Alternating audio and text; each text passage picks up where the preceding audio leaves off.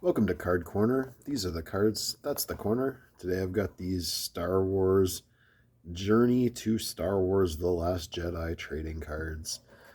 I wasn't a huge Last Jedi fan, but this one says you've got exclusive Adam Driver as Kylo Ren autograph trading cards. And I do think Adam Driver is a pretty good actor. We got Vader in the corner here just in case we need a palate cleanser at any time. And let's rip into this and see what we get. 16 cards in this one. I do not know why we needed a box. I guess for Walmart. Lots of odds there on the back. Hopefully we get something good. Alright, and it's trapped. The cards are trapped behind another piece of cardboard.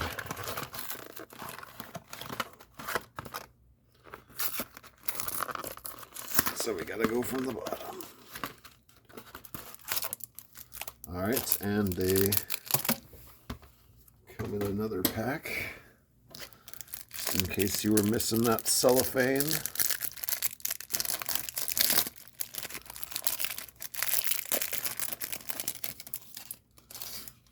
Alright, here we got Luke's test. This is when he's getting him to go fight Darth Vader again, I believe. On Dagobah, Luke Skywalker faced a difficult dilemma. Should he remain and complete his Jedi training with Master Yoda, or take off in the newly raised starfighter for the cloud city of Bespin, where his friends Han Solo and Princess Leia faced imminent danger? In the end, Luke had no choice but to follow his heart. For better or worse, he left Dagobah to confront the man who had murdered his father. Armed with only limited Jedi training, but driven by enormous righteous passion.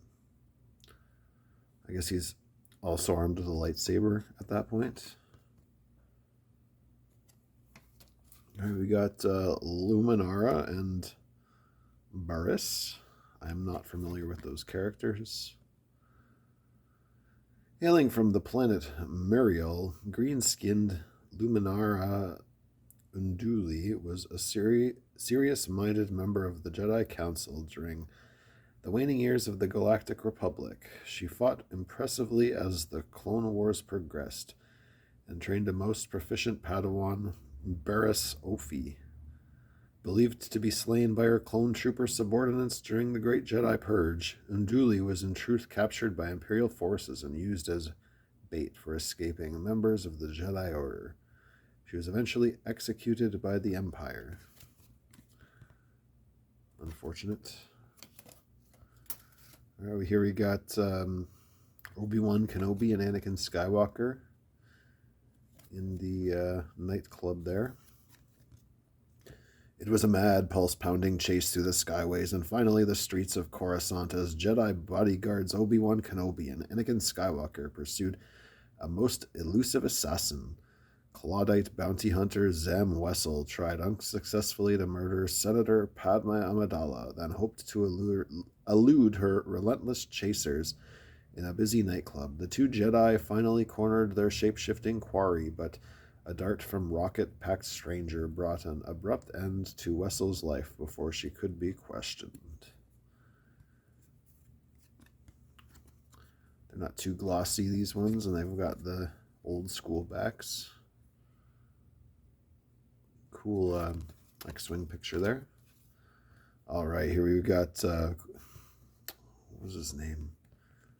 Mace Windu with by Samuel L. Jackson. I don't think we have a Samuel L. Jackson card yet. 4 Jedi Masters attempted to arrest Supreme Chancellor Palpatine after discovering the true identity and dark intent of the man they once considered an ally. But Palpatine was ready for them, hurling himself at his stunned enemies with the force of a hurricane. Although Agan Kolar, Kit Fisto, and Saisi Tin were slain by Palpatine's lightsaber, Mace Windu managed to get the better of him, until unexpected interference from Anakin Skywalker enabled Palpatine to turn the battle around. I heard that he had to argue to get the purple lightsaber. All right, here we got a classic scene rescuing Princess Leia.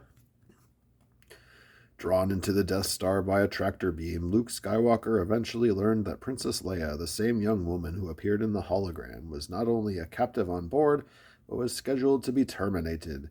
A hasty effort by Skywalker, Han Solo, and Chewbacca managed to free Leia from her prison cell, and soon they were all battling stormtroopers. At the same time, Obi-Wan Kenobi took on Darth Vader himself in a significant, life-changing lightsaber duel. Yes, you could say that it did change Obi-Wan Kenobi's life. All right, here's a Kylo Ren card. It is Kylo Ren's Rage.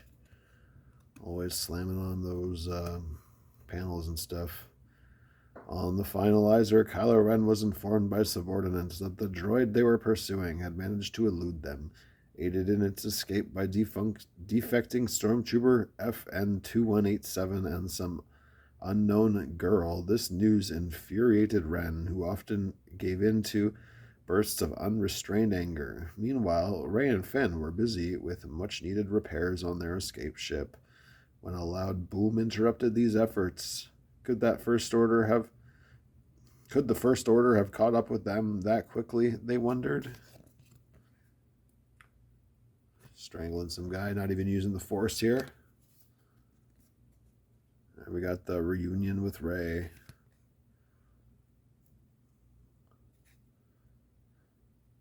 After her brutal interrogation at the hands of Kylo Ren, Rey used her newly discovered Force abilities to break free. Evading First Order patrols, Rey climbs down a massive shaft opening in the Starkiller base.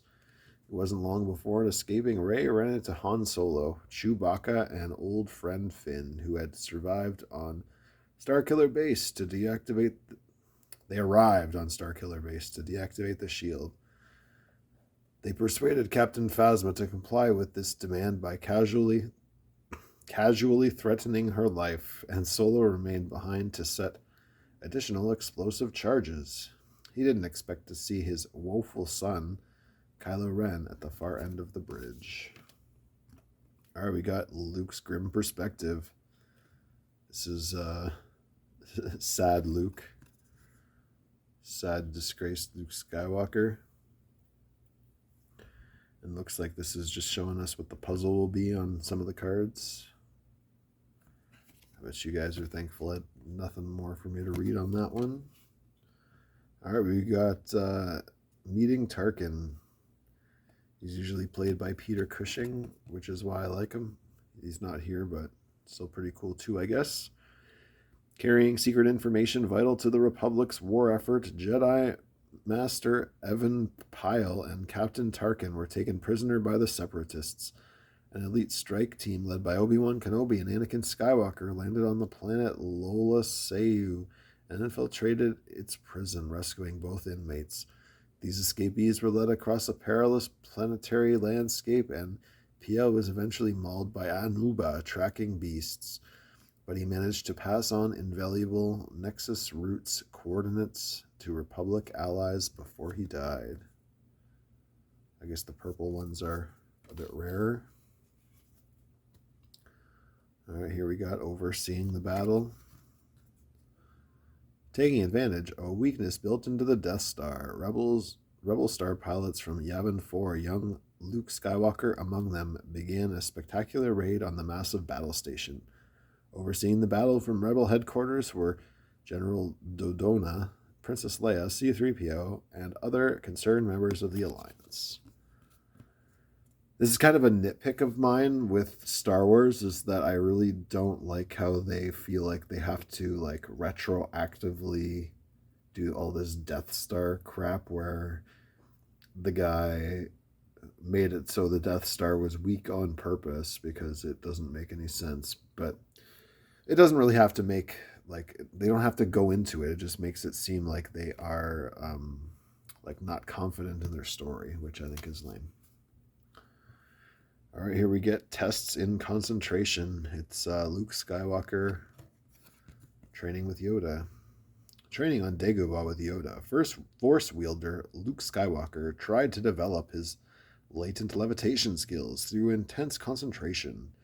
At first, small stones were raised into the air, and eventually a somewhat surprised R2-D2 took an unexpected trip upward.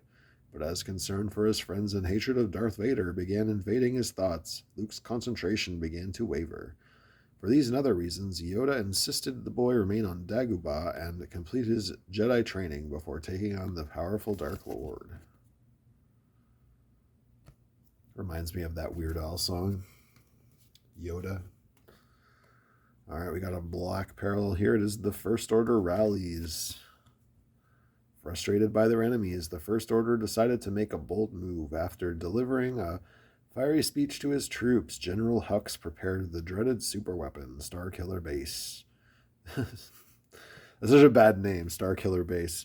For immediate destroying various planets and taking billions of innocent lives. Next, thanks to an informant, First Order TIE fighters traveled to Takodana to capture BB-8, launching a devastating ground assault. And the bad guys with their Starkiller Base just seem like they're too evil for the sake of being evil. I think the best villains have sort of a semblance of, you understand their motivations. That's why Anakin Skywalker was such a good bad guy in the original series. Isn't that right? All right, here we've got Kylo Ren and General Leia Organa. Once married to Han Solo, Leia Organa gave birth to a child whom they named Ben, but Ben's destiny was nothing like his loving mother and father envisioned. As they watched with great sorrow, he reimagined himself as Kylo Ren, becoming an instrumental power in the First Order. Although fearless on the battlefield and a sharp politician, Leia never quite recovered from this devastating personal blow. All right, I think that these are the stormtrooper guys that protect the Emperor. Darkness Rises. All right, looks like we didn't get a Kylo Ren autograph card, but we did get this Kylo Ren regular card. Some kind of art. Yeah, that's pretty cool. Adam Driver. Definitely be adding that to the collection. And our last card is Rey holding that lightsaber. Look for Rey continuity cards in top Star Wars The Last Jedi trading card sets. All right, Rey holding the lightsaber.